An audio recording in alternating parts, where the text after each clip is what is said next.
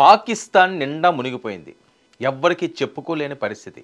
ఇప్పటి వరకు పాకిస్తాన్ ఏదైతే ప్రపంచ దేశాలని బెదిరింపు కార్యక్రమం చేసిందో, ముఖ్యంగా భారతదేశాన్ని, మీరు యుద్ధానికి దిగితే మేము అది చేస్తాం, ఇది చేస్తాం, అణ్వాస్త్రాలు ఉపయోగిస్తాం, మిమ్మల్ని లేపేస్తాం, నాశనం చేసేస్తామని ఏవైతే మాట్లాడారో ఇప్పుడు అవన్నీ కూడా పూర్తిగా నిర్వీర్యం అయిపోయినాయి.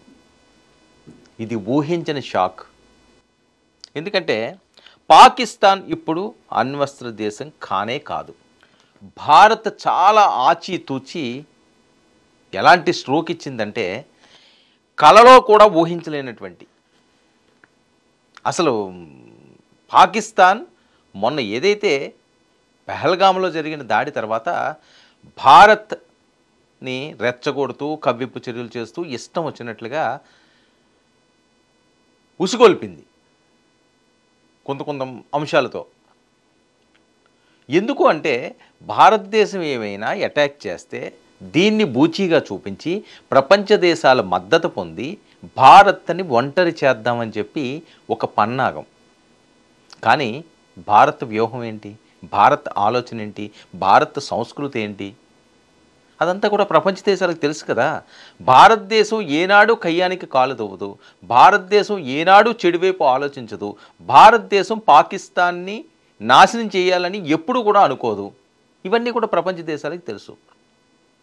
తెలిసినప్పటికీ కూడా ఒక దుర్బుద్ధితో భారతదేశం మీద ఏ రకంగా పైచేయి సాధించాలని ఎప్పుడు చరిత్ర వెళ్ళదు. ఎప్పటి నుంచి వాళ్ళ జీవితంలో జరుగుతుంది అది. భారత్ మీద పైచేయి ఎప్పుడు సాధించగలదు? సో మొన్న దీన్ని అడ్డు పెట్టుకోండి, మాకేంటి సంబంధం, పహల్గాము సంబంధించి ఉగ్రవాదులు ఎవరో వచ్చి ఎవరో ఏదో చేశారు, మోదీయే చేయించేసారు, లేకపోతే కాశ్మీర్ ప్రభుత్వం చేయించేసింది, ఇది జనాల్లోకి పంపించింది వాయిస్. ఎందుకంటే కాశ్మీర్ పౌరులతో నేను పర్సనల్గా కొంతమంది డ్రైవర్తో మాట్లాడినప్పుడు మాట్లాడిన మాటలవి, ఏమైందా మీకు, ఎందుకు ఇలా ఇబ్బంది పడుతుంటారు మీరు, పాకిస్తాన్ మిమ్మల్ని చాలా ఇబ్బంది పెడుతున్నదంటే, లేదు సాబ్ పాకిస్తాన్ కాదు ఇక్కడ ప్రభుత్వమే చేయించింది అంటాడు. అంటే అంత విషబీజాలు నాటుతున్నారన్నమాట మీరు ప్రతి ముస్లింకి కూడా. సో వాస్తవాలు ప్రపంచానికి చెప్పాల్సిన అవసరం ఉంది. ఇంక జీవితంలో ఎవరిని బెదిరించలేదు ఇప్పుడు జరిగిన దానికి. పాక్ అణ్వాయుధాలు నిర్వీర్యం అయ్యాయా అంటే అవును అంటున్నారు. దీనికి తగ్గ ఆధారాలు కూడా స్పష్టంగా ఉన్నాయి. దానికి సంబంధించిన విజువల్స్ కూడా నేను ప్లే చేస్తాను.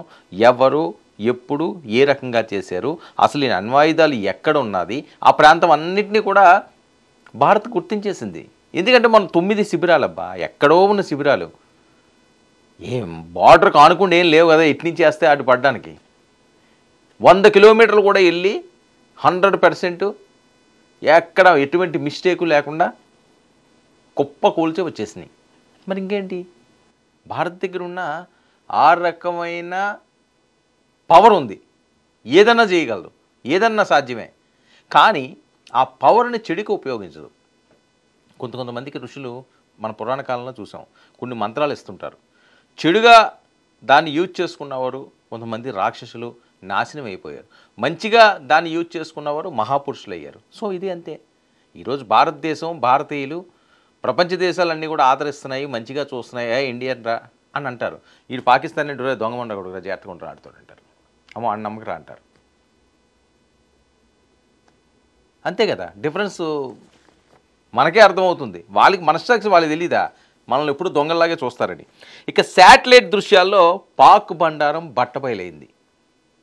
శాటిలైట్ దృశ్యాల్లో న్యూయార్క్ టైమ్స్లో సమగ్ర కథనాలు కూడా దీని మీద వచ్చినాయి. ఇప్పుడు అసలు ఏం జరిగిందంటే, నూర్ఖాన్ ఎయిర్ బేస్లోని అండర్ గ్రౌండ్లో అణ్వస్త్రాలను దాచిన పాకిస్తాన్, ఇది బయటకు వచ్చిన న్యూస్.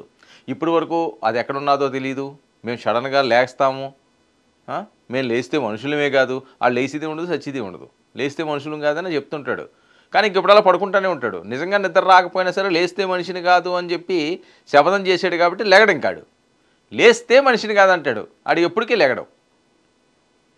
డైలాగులు చెప్పేవాళ్ళు డైలాగుల వరకే పరిమితం అవుతారు, ఆచరణ ఉండదు. అది నూర్ఖాన్ ఎయిర్ బేస్ మీద భారత్ దాడి చాలా సైస్గా మూడో కంటికి తెలియకుండా పని కానిచ్చేసింది. ఇక అణ్వాయుధాల కమాండ్ కంట్రోల్ సెంటర్ ధ్వంసం. ఇది ప్రపంచ దేశాలన్నిటి మీద వస్తున్న న్యూస్. ఇది కమాండ్ కంట్రోల్ వ్యవస్థ ఏదైతే ఉందో దాన్ని ముందు ధ్వంసం చేయాలి. చాలా చాలా తెలివిగా చేసిన ఆపరేషన్ అండి ఇది. భారత్ నాలెడ్జ్ అది, భారత్ ఆలోచన అది. ఎందుకంటే అణ్వాయుధాలు ఉన్న ప్రాంతాన్ని టచ్ చేస్తే అది ఎవరికన్నా ప్రమాదమే. దాన్ని కంట్రోల్ చేసే కంట్రోల్ సెంటర్ని ముందుగానే ఆపితే, ఇప్పుడు పవర్ ఉంది, మెయిన్ ఆపితే ఇదంతా రాదు కదా. ఎన్ని లైట్లు ఉన్నాయండి, ఒక్కొక్క లైట్ ఇది ఇక్కడ ఉందా అని చూసుకోవడం ఎందుకు? అది ప్లగ్ పీస్ పడేస్తే క్లోజ్. అదే వ్యూహం. అంటే ఇప్పుడు పాకిస్తాన్ చేతుల్లో కూడా అణ్వాయుధాలు లేవు, వాళ్ళు ఏం చేయలేరు. దాన్ని కమాండ్ కంట్రోల్ సిస్టమ్ని ధ్వంసం చేసేసారు. ఇది తెలివైనోడు చేసే పని. దీంతో వాళ్ళకి దిక్కు చూచట్లేదు. ఇక అణు ఆయుధాలు ఉపయోగించలేని స్థితిలో పాక్. ఇంకా అణు ఆయుధాలు లేవు, బెదిరింపులు లేవు, ఏమీ లేవు. వార్ హెడ్లను కనీసం తరలించలేని స్థితిలో ఉన్నది. వార్ హెడ్లను కూడా తరలించలేని స్థితిలోకి అయిపోయింది. ఇక అమెరికా చైనా శాటిలైట్ దృశ్యాల్లో ఇది నిర్ధారణ అయ్యింది. అమెరికా చైనా కూడా పవర్ఫుల్గా ఉంటుంది శాటిలైట్ సిస్టమ్ అంతా కూడా. ఆ శాటిలైట్ దృశ్యాల్లో ఇది కన్ఫర్మ్ అయిపోయింది. మనం చూస్తున్న విజువల్స్ కూడా అవే. అసలు ఎవరికి మూడో గంటకి ఇప్పుడు బయటికి చెప్పుకోలేరు, ఆ స్థితిలో కొట్టిపడేశారు. ఇక భయంతో అమెరికా శరణు కోరింది పాకిస్తాన్. పాకిస్తాన్ గురించి అమెరికా ఎందుకు మాట్లాడింది? యుద్ధం ఆపియండి, మీరిద్దరూ సైలెంట్గా ఉండండి, ఇంక దీని ముందుకు వెళ్ళివ్వకండి అని మాట్లాడడానికి ప్రధాన కారణం ఏంటంటే ఈ దెబ్బ, గొక్క తిప్పుకోకుండా కొట్టిన దెబ్బ. ఇప్పుడు వాళ్ళు ఏమీ చేయలేరు, అణు ఆయుధాలను ఉపయోగించలేరు, వార్ హెడ్లను కనీసం తరలించలేరు. శాటిలైట్లో క్లియర్గా విజువల్స్ కనిపిస్తున్నాయి. ఇంకేం చేస్తారు? అందుకని హ్యాండ్సప్ అయిపోయి భయంతో అమెరికా శరణు కోరారు. అమెరికా వైఖరిలో అనూహ్య మార్పునకు కారణం ఇదే. మేమేం చేస్తారో మాకు తెలియదు, ఇంతకాలం మీ గురించి మేము సేవ చేసామని చెప్పాడు కదా. ఆల్రెడీ ఇంతకుముందే మాట్లాడారు కదా. 30 సంవత్సరాలు మేము ఈ రకంగా చేసేవని. ఇప్పుడు ఏమైంది? బాబు మీ కాళ్ళు పట్టుకుంటాం, బాంచన్ దొరా మాకేదో చూడండి, ఆ సంపీసిలా ఉంది, మాది మొత్తం క్లూజ్ చేసింది, ఇంక మా దగ్గర ఏం లేవు, తినడానికి తిండి లేదు, అడుక్కోవడానికి చెప్ప కూడా లేదు, చెప్ప లేకుండా చేసేసింది పాకిస్తాన్ని, భారత్ని.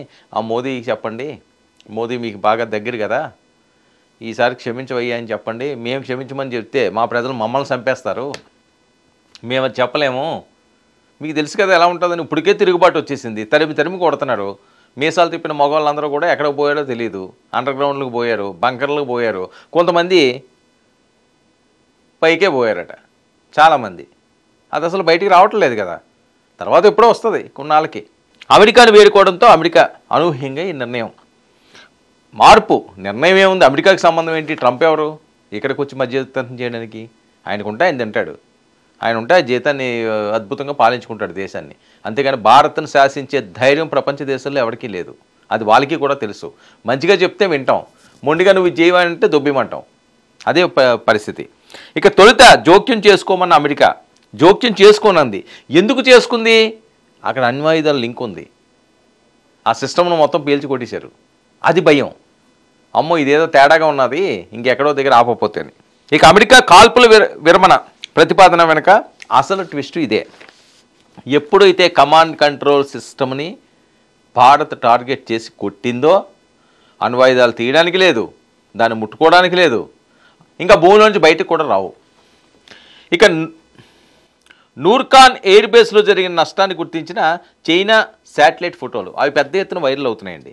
ఇక పంజాబ్ సింధులోని పాకిస్తాన్ వైమానిక స్థావరాలపై భారత దళాలు దాడి చేసి నూర్ఖాన్తో పాటు మురిద్ రఫీకి స్థావరాలపై భారత్ క్షిపణి దాడులను ధృవీకరించిన పాకిస్తానే చెప్తున్నది. వాళ్ళు వచ్చారు, మమ్మల్ని బాధేరు, పోయారురా బాబు, ఇంక మాకేం దోమలు కనిపించట్లేదు, ఇంత దారుణంగా ఉంది, పూర్తిగా దెబ్బేస్తారు మాకని చెప్పి వాళ్ళే ఒప్పుకుంటున్నారు. ఇక పాకిస్తాన్ ఆర్మీ ప్రతినిధి lieutenant general Ahmed Sharif television ప్రసంగంలో నిర్ధారణ, ర్యాండ్ కార్పొరేషన్ చైర్మన్. ఇక నూర్ఖాన్ ఎయిర్ బేస్కు దగ్గరే ఉన్న కిరానా హిల్స్లో నిల్వ చేసిన అణుబాంబులు.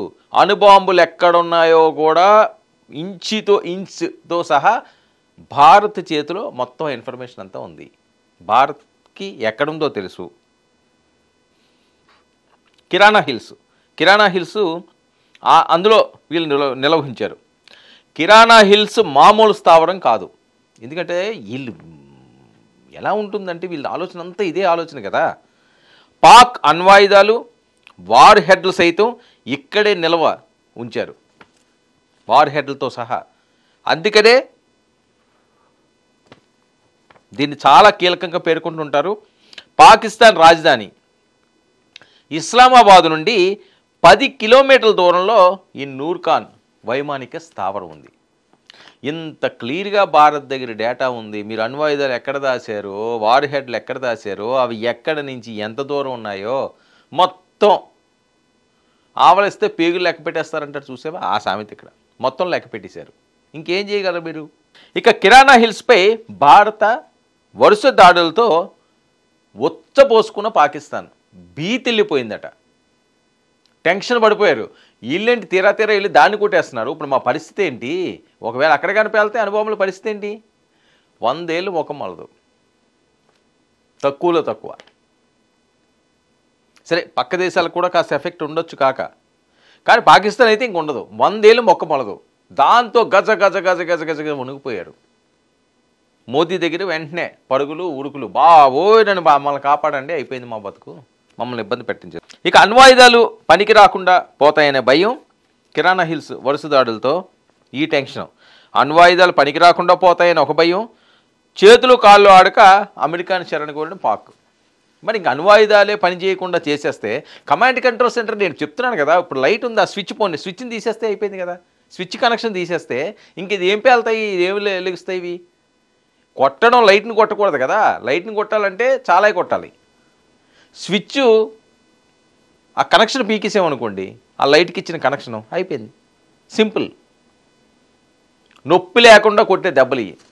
అలాగే కొట్టింది, దిమ్మ తిరిగిపోయింది. భారత్ దెబ్బ ఇలా ఉంటుంది. పాకిస్తాను పాస్ట్ ప్రధానమంత్రులందరికీ తెలుసు, ఆ రక్షణ శాఖలో ఉన్న వాళ్ళందరికీ తెలుసు, ఆ లీడ్ చేసే సైనిక హెడ్లకి తెలుసు. కానీ కొత్తగా వచ్చినోడంతా కూడా ఈ రకంగానే ఓవర్ యాక్షన్లు ఎక్కువ చేస్తుంటారు. ఇప్పుడు దానికి కూడా ఫుల్ స్టాప్ పడిపోయింది. మరొక కీలకమైన అంశం ఏంటంటే ఇక్కడ పాకిస్తాన్లో భూకంపం. భూమి కాసేపు షేక్ అయింది.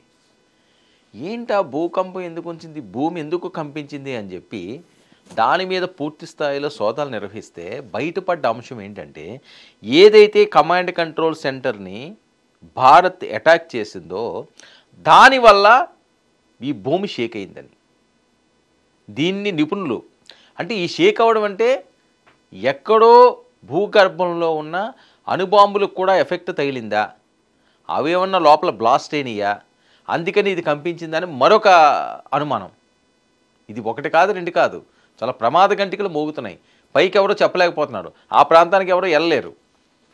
సో ఈ నేపథ్యంలో ఎక్కడైతే పాక్ వరుసగా కిరాణా హిల్స్ ఆ ప్రాంతంలో వీళ్ళు వెళ్ళి అటాక్ చేశారో, ఈ 10 కిలోమీటర్లు ఇస్లామాబాద్కి, ఆ ప్రాంతంలోని మొత్తం అంతా కూడా పూర్తి స్థాయిలో సైన్యం ఫుల్ ఫోర్స్ని అక్కడ దింపిందట. ఏమో ఏం జరుగుతుందో తెలియదు, వీళ్ళు ఏం కొట్టారో తెలియదు. పాకిస్తాన్ మీద అంతా ప్రేమ ఉంది, కానీ ఇప్పుడున్న పరిస్థితుల్లో ఏంటి, ఏ దేశాన్ని కోల్పోకూడదు. పాకిస్తాన్తో వాళ్ళకి కొన్ని పంచాయతీలు ఉన్నాయి, ఎందుకంటే చైనా లింకులు ఉన్నాయి. చైనాని ఏమన్నా ఫ్యూచర్లో ఏమన్నా చేయాలన్నా, ఇంకోటి చేయాలన్నా పాక్ని వాడుకుని కొట్టచ్చు.